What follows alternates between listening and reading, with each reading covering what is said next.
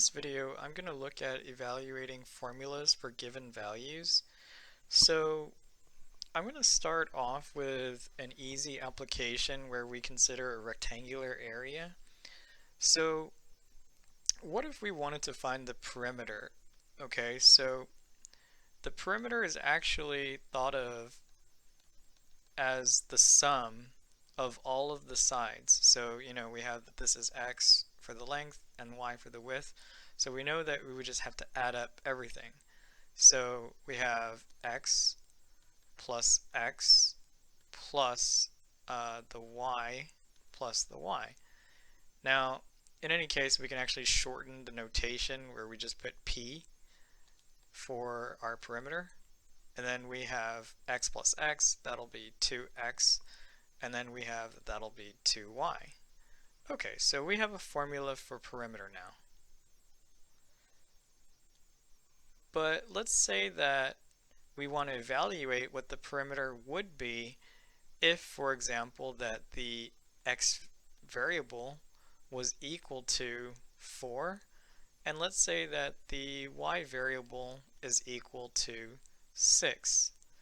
Okay, what this means is that from here we could probably evaluate the perimeter as follows.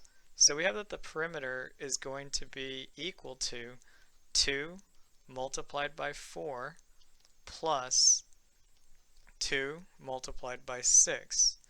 Okay, well that's going to be 8 plus 12, which is actually equal to 20.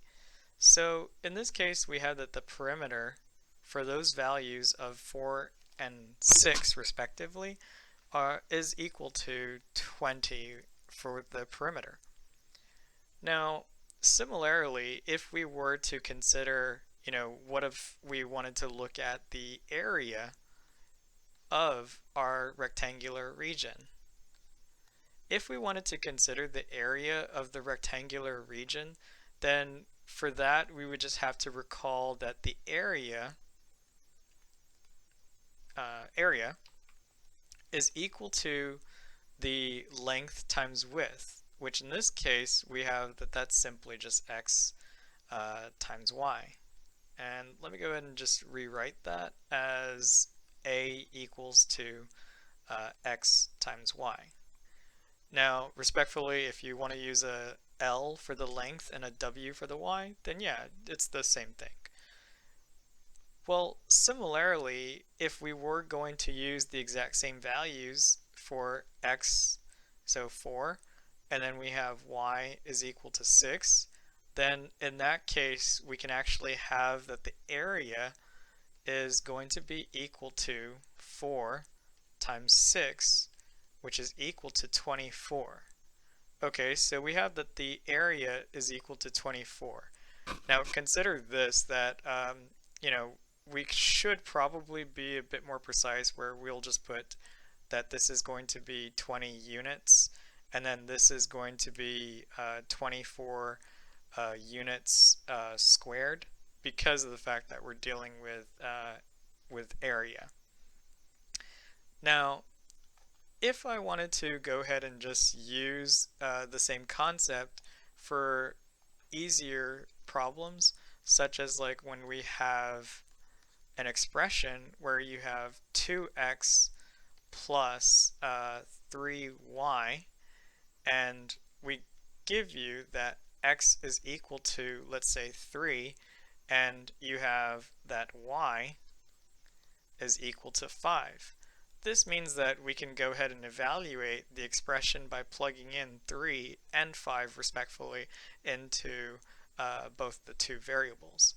So what that means is that you would have 2 multiplied by 3 plus 3 times 5, and essentially you would get that this is going to be 6 plus 15, which is it's equal to 21.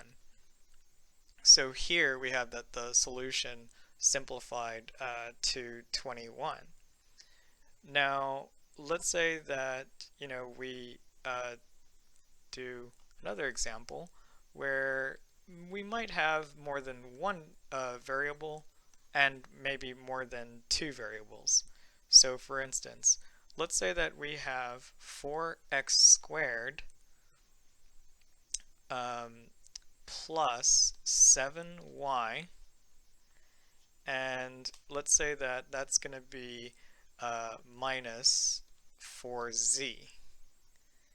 But we're going to evaluate the following expression for the following variables. You have x equals to -2. We'll use that y is equal to 5, and we can probably use that z is equal to -3. Okay, so for here, we're actually just substituting the variables respectively. So you have -2 squared plus 7 times 5 minus 4 multiplied by -3. Now, in any case, this is a little bit like order of operations. In actuality, yes, it is a application of order of operations. So we go ahead and we evaluate the exponents. We have 4 times 4 plus 7 times 5 minus 4 times -3. Okay, well that's going to be 16 plus 35. Now over here we have that's going to be positive 12, so we have plus 12. Now furthermore, we can actually add this in any way that we choose, but let's just go ahead and just do this from left to right. So we have that that's going to be 51 plus 12, which is equal to 63. So the answer is 63. Now note that we didn't really use any type of units at all because we had an expression with unlike terms and we were just evaluating for that matter.